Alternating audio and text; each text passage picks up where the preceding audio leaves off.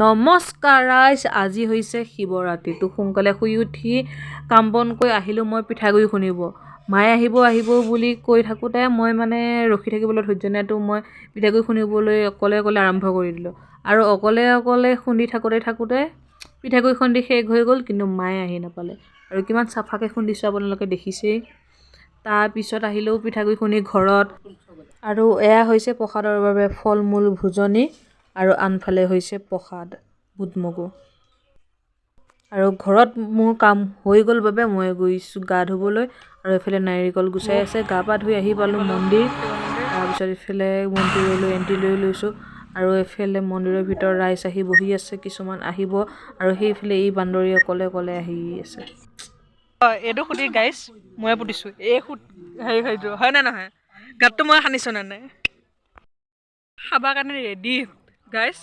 এইটো যে গাঁতটো, মই খান্দা গাঁত, এই সুতিটো বেলেগে পুতিছে, তথাপিতো মই খান্দা গাঁতত পুতিছে ন, তো একপি ফটো উঠিম আমি সুতিটোৱে মই। আৰু এয়া হৈছে দালি, সেয়া হৈছে ৰঙালাও, আৰু সেইফালে খিচি বনাই থকা হৈছে।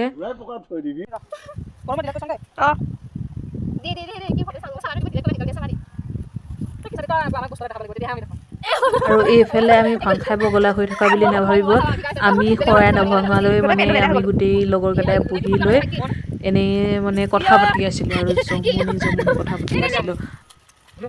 হৈ গ'ল আমাৰ প্ৰসাদ খাবলৈ। তাৰপিছত খালোঁ খিচিৰি, আৰু এইফালে বিলনীয়াটো বহুত ডাঙৰ হ'ল। আৰু সন্ধিয়া হোৱাৰ লগে লগে পদূলিত চাকি দি আহি পালোঁ মই মন্দিৰ। মইতো পূৰা একদম 100টামান চাকি জ্বলোৱাৰ কথা ভাবিছিলোঁ, বাট মানে 100টাৰ চাকিৰ আমাৰ প্ৰয়োজন নহ'ল। তাতে সন্ধিয়া হৈ গ'ল, গৈছোঁ অকলে, ভয় লাগে। লগতে ওচৰতে শ্মশান এখনো আছে, তো ভূতে ধৰাৰ আগতে সোনকালে পলাই দিয়াই ভাল। কিবা আহিছে যেন লাগিছে গাইছ, কিবা অহাৰ আগতে মই ইয়াৰ পৰা পলোৱাই ভাল। আৰু এইফালে ঘৰত দেখিব পাৰিছে লাৰু বনাই হৈ গৈছে, আৰু কেইটামানে মানে ঘোটা খাও কৰিছিলে, সেইবাবে ভাঙতে চাহ দি দিলে, হয় চাহতে ভাং দি দিলে। বাৰ্থডে এটা খাব যাওঁ। আৰু থেংক ইউ ছ' মাছ ভিডিঅ'টো চোৱাৰ বাবে। তো এতিয়ালৈ বাই, আকৌ নেক্সট ভিডিঅ'ত লগ পাম।